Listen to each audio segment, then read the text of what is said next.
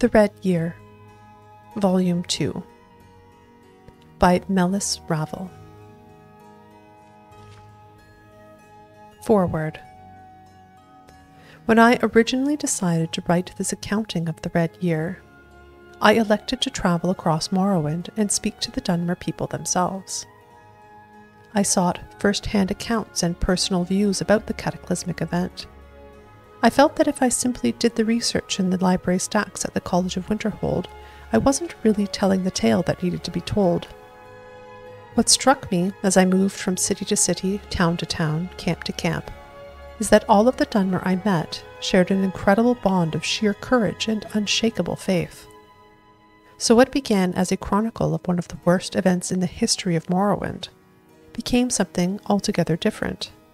The celebration of a people who can never be defeated. Saldis Lervu, Vivec City. I was a trader back then.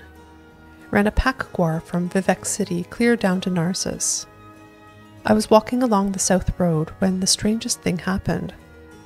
All of the noise around me stopped.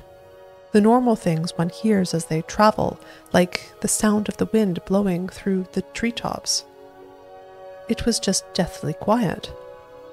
I felt a tingling sensation all over my body, and my gwar began to stomp around. Whatever it was driving him crazy. As I tried to get him under control, there was a massive explosion from the center of the city. I saw the cantons fall apart before I was knocked off my feet. Then I remember the ground starting to rumble. It lasted for a long time, and it receded into the distance as if directed towards the center of Vvardenfell. A few minutes later, the Red Mountain erupted, sending a huge cloud of fire into the sky. My pack-gwar had long since fled, and I decided I should do the same. I never stopped running until I reached Narcissus. I asked him if he knew what had happened to Vivec City.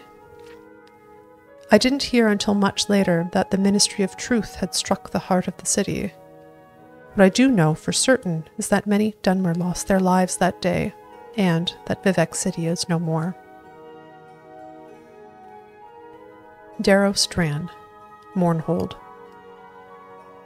The Red Year didn't heavily affect Mournhold itself, but it touched many of the people who lived there. A lot of us had relatives somewhere on Vvardenfell, and after the first day that the eruption occurred, we started receiving reports of widespread devastation in Vivec City, Sadrithmora, Balmora, and Aldrune. I don't think a single night went by for months where you wouldn't hear someone openly weeping. It was a sad time for all of us. I asked if Mournhold had sustained any damage during the Red Year. I don't know why, but the destruction seemed to pass us by. A few Dunmer claimed that it was the tribunal watching over us, but others claimed that the tribunal was to blame for everything. I actually saw a few of those disagreements come to blows. It was a strange time.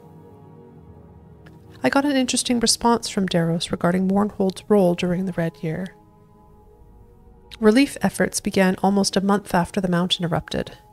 It was actually a directive that came from the House Redarin councillor that was living in Mournhold at the time.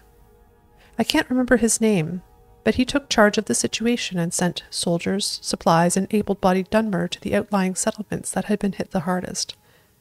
I was sent to Balmora. The place was a mess. Hardly anything left in town was still standing. I spent maybe 2 months there helping to rebuild the town and getting my fellow Dunmer back on their feet. It started out as a burden, but it ended up being the most rewarding thing I'd ever done in my life. I started some friendships there that still last to this day, including my beloved wife.